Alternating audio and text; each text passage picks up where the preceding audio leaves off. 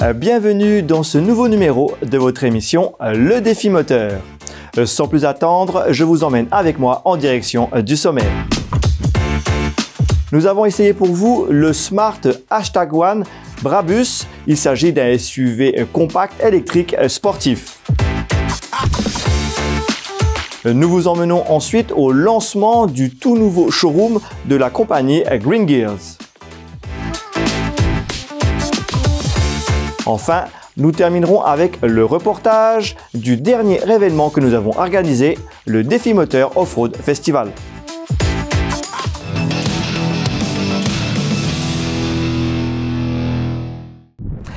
Après l'essai du Smart #1 dans sa version Premium, nous vous proposons l'essai de la version Brabus.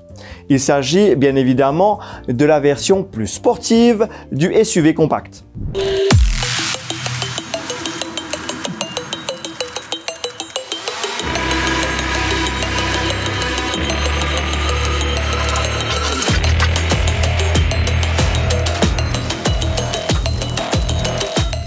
Souvenez-vous, nous avions proposé pour vous l'essai de la Smart #1 dans la version Premium.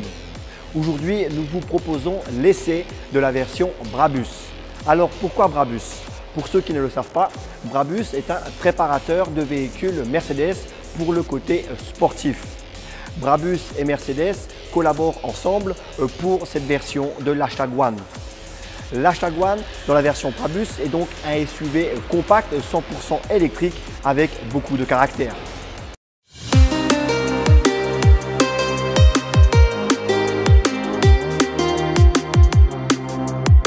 On connaît le design tout en fluidité et en rondeur de l'H1. La version Brabus se démarque par quelques détails qui donnent un peu plus de sportivité. On a donc la signature lumineuse avec ce bandeau qui traverse toute la largeur de la face avant. On a également pour le côté sportif une jupe en bas du bouclier avec un liseré rouge et le logo Brabus. Mais le côté sportif est surtout marqué par les entrées d'air au niveau du capot. De profil, on retrouve la fluidité de la face avant. On n'a pas d'arête, même les poignées de porte sont affleurantes. Les seules arêtes sont au niveau de la jupe en bas avec le liseré rouge pour rappeler le côté Brabus. La ligne de toit est plongeante pour le côté sportif et même la surface vitrée se resserre vers l'arrière. Notons le logo sur le côté ici et surtout les jantes de 19 pouces pour le côté encore une fois sportif et dynamique. On garde la même philosophie au niveau du design pour la partie arrière, toujours ces arrondis et cette fluidité. La seule arête est au niveau de la jupe avec encore une fois le liseré rouge et le logo Brabus. Notons la signature lumineuse marquée par le bandeau qui relie les deux feux.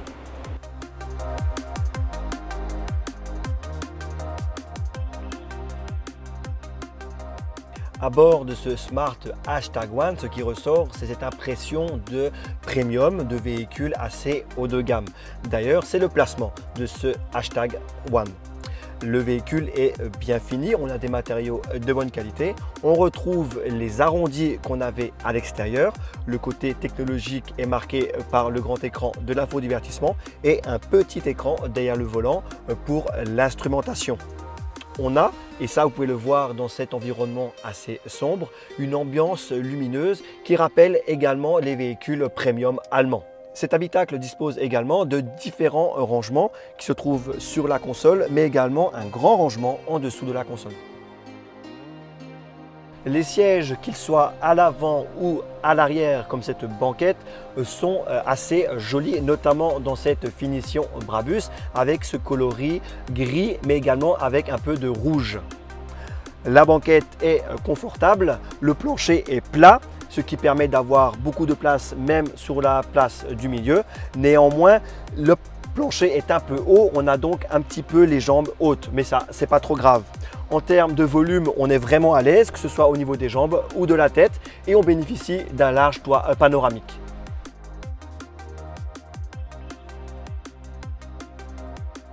L'ouverture de coffre se fait électriquement.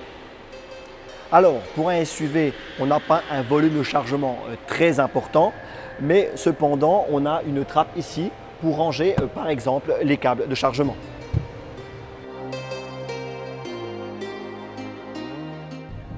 Au volant de ce Smart #1 Brabus, on a en quelque sorte deux voitures.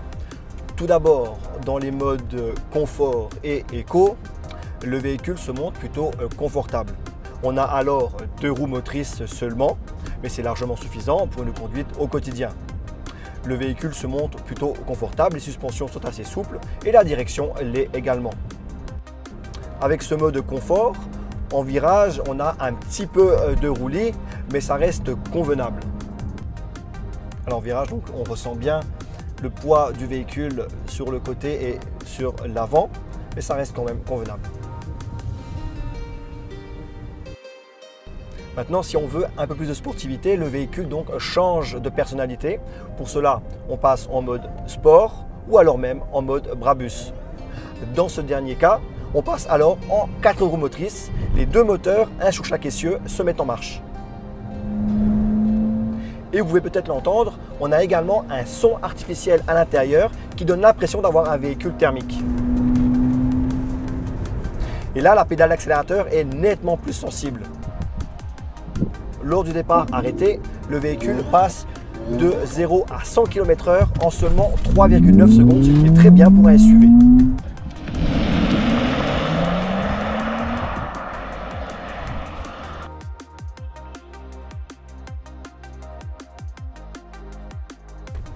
Si le besoin s'en fait ressentir et donc qu'on a besoin de recharger la batterie ou en tout cas d'être plus économe, il existe un mode en one pedal, c'est-à-dire qu'on va freiner seulement en relevant le pied de l'accélérateur.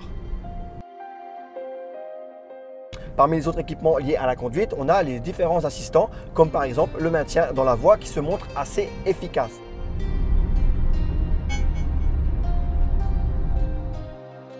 Il détecte lorsqu'on va franchir une ligne blanche et remet le véhicule dans sa voie.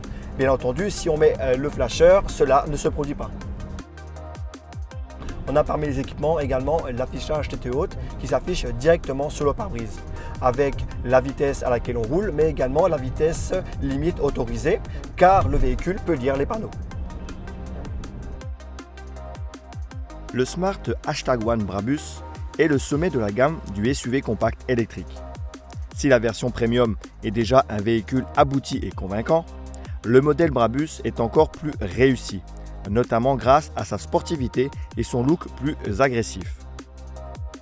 Il sait se montrer confortable quand on en a besoin et sportif quand on en a envie.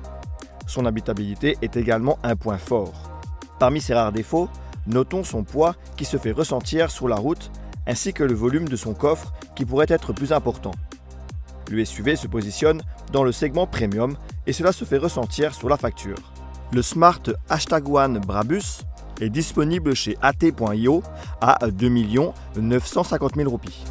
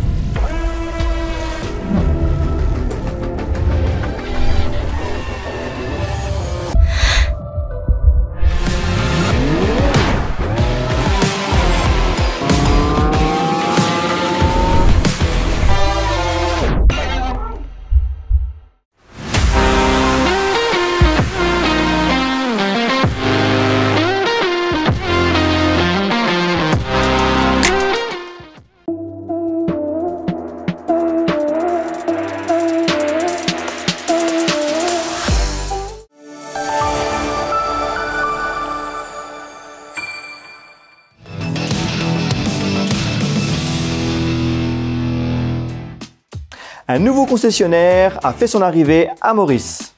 La compagnie Green Gears a inauguré son showroom à Phoenix et le défi moteur y est allé pour vous.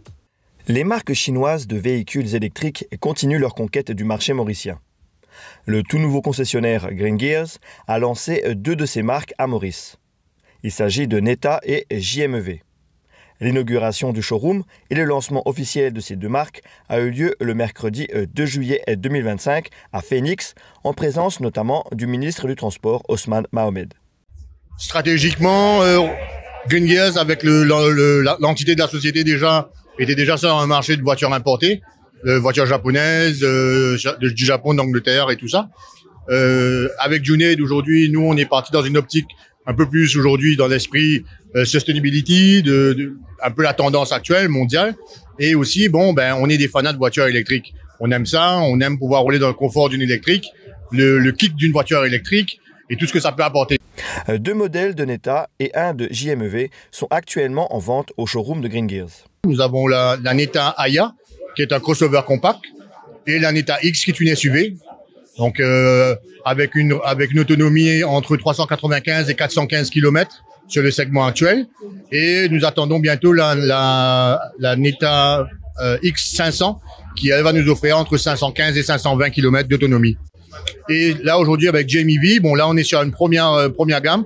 Donc, une berline, une sédan, la E-Light, que aujourd'hui, par contre, celle-là, on la présente sous 3 formes. Donc, on a une entrée de gamme qu'on propose ici pour le marché des taxis, tour opérateurs, location et tout ça. Après, on a la classe moyenne qui est déjà très très bien équipée. Ce qui diffère aussi un petit peu avec l'autre, c'est juste quelques petits accessoires, toit ouvrant, moonlight et des choses qui aujourd'hui, c'est surtout au goût et au plaisir de chacun. La Neta Aya débute à 1 300 000 roupies. Le Neta X est quant à lui affiché à partir de 2 150 000 roupies. Et enfin, la JMEV E-Light est disponible à partir d'1 400 000 roupies. Les membres du public ont pu découvrir et surtout tester en mode tout-terrain les derniers 4x4 disponibles sur le marché mauricien. C'était lors du Défi Moteur Off-Road Festival à Avalon Golf Estate à Bois-Chéry. Le Défi Moteur a emmené les visiteurs à l'aventure. Ils ont pu découvrir et surtout tester en tout terrain les derniers modèles de 4x4 disponibles sur le marché mauricien. Le Défi Moteur Off-Road Festival s'est tenu le dimanche 22 juin 2025 à Avalon Golf Estate Bois-Chéry. Lors de cet événement exclusif, les membres du public ont pu tout d'abord arpenter les stands des exposants pour y découvrir les 4x4 récents et accessoires qui y étaient présentés. Les visiteurs ont eu la possibilité de monter à bord de ces 4x4 pour se rendre sur un parcours tout-terrain. Différents modèles de 4x4 étaient exposés ce jour-là. Align Motors a présenté le Ridara RD6, premier pick-up 100% électrique lancé à Maurice. ABC Automobile a exposé deux modèles, le Nissan Navara et le JMC Vigus. Access était présent avec l'Isuzu D-Max dans ses versions X-Rider et V-Cross et présentait également les pneus BF Goodrich. Enfin, la marque australienne Ironman 4x4 exposait une sélection de ses accessoires sur un pick-up équipé. Voilà, c'est déjà la fin de cette émission.